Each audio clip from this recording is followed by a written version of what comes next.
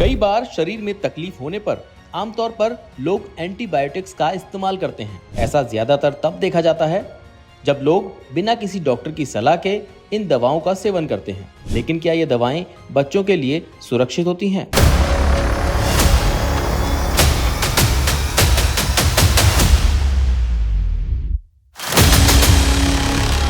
बच्चों के लिए एंटीबायोटिक का इस्तेमाल कुछ मामलों में जरूरी होता है, लेकिन ये हमेशा सावधानी से और डॉक्टर की सलाह से ही किया जाना चाहिए। गलत तरीके से एंटीबायोटिक देना बच्चे के स्वास्थ्य के लिए हानिकारक हो सकता है। एंटीबायोटिक केवल बैक्टीरियल संक्रमण में काम करती है। साथ ही कुछ ऐसी बीमारी होती हैं जिसमें डॉक्टर एंटीबायोटिक्स खाने की सलाह दे सकते हैं। ऐसे में अब ये जान लेते हैं कि एंटीबायोटिक का इस्तेमाल कब करना चाहिए।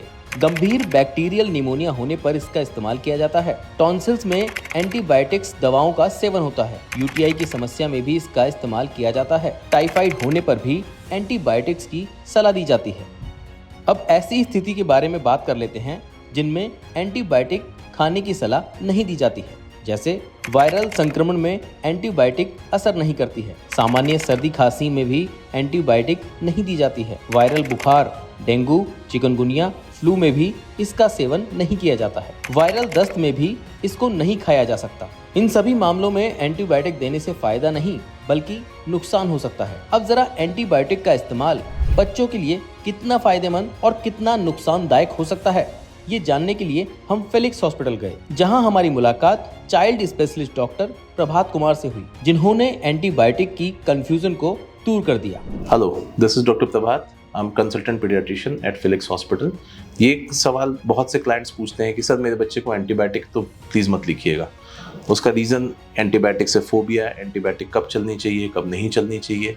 इस तरीके की बहुत सारी चीज़ें हैं जो क्लाइंट्स को समझ नहीं आता है या उसके बारे में कन्फ्यूजन रहता है। एंटीबायोटिक्स दुश्मन नहीं है। एंटीबायोटिक्स तब देनी चाहिए ये डॉक्टर आपका डिसाइड करेगा। एंटीबायोटिक कभी भी ओवर द काउंटर नहीं लेनी चाहिए। डिजीज़ के हिसाब से, बीमारी के हिसाब से एंटीबायोटिक्स चलती हैं। कहाँ पे लीजन है, कहाँ पर आपका बैक्टीरियल फोकस है, ये बहुत ज़रूरी है। चेस्ट का इन्फेक्शन, थ्रोट का इन्फेक्शन, यूरिन का इन्फेक्शन, पेट का इन्फेक्शन, आपके नॉर्मल ब्लड का इन्फेक्शन, इन सब चीज़ों में एंटीबायोटिक्स के बिना बच्चे ठीक नहीं हो पाते। यहाँ ज़रूरी भी है। लेकिन हाँ, बहुत सी जगह सिर्फ वायरल इन्फेक्शन है और उसको बिना डिसाइड किए बहुत रैम्पेट जो है एंटीबायोटिक्स चला दी जाती हैं, जो कि गलत प्रैक्टिस है। स्पेशली एलर्जिक बच्चों में जिनको एस्मा रहता है, ब्रोंकाइटिस रहता है, उनमें एंटीबायोटिक्स डिस्करेज करनी चाहिए। बहुत ज़्यादा एंटीबायोटिक यूज़ करने से बच्चों में रेजिस्टेंस का खतरा होता है, जो कि हमें बिल्कुल नहीं चाहिए। प्लस एंटीबायोटिक्स हमारे पास बड़ी लिमिटेड है। स्पेशली बच्चों में सेफ्टी प्रोफाइल बहुत कम एंटीबायोटिक्स का ही प्रोवाइडेड है, जिसको कि हम सेफली यूज़ कर सकते हैं। तो एंटीबायोटिक्स हमेशा डॉक्टर की सलाह से ही लें, बिना उनको पूछे ना लें। और हर लूज मोशन बैक्टीरियल इन्फेक्शन नहीं होता, हर खांसी या हर फीवर इंडिकेशन नहीं होता एंटीबायोटिक्स लेने के लिए। अपने डॉक्टर से मिलें और उनकी सलाह पे फोकस करें। हेल्थ से जुड़ी ऐसी कई और जानकारी के लिए फिलिक्स हॉस्पिटल के यूट्यूब चैनल को सब्सक्राइब करें और अपने सवाल कमेंट बॉक्स के जरिए हम तक पहुंचाएं। और डॉक्टर की अपॉइंटमेंट के लिए दिए गए नंबर 9810455953 पर संपर्क करें।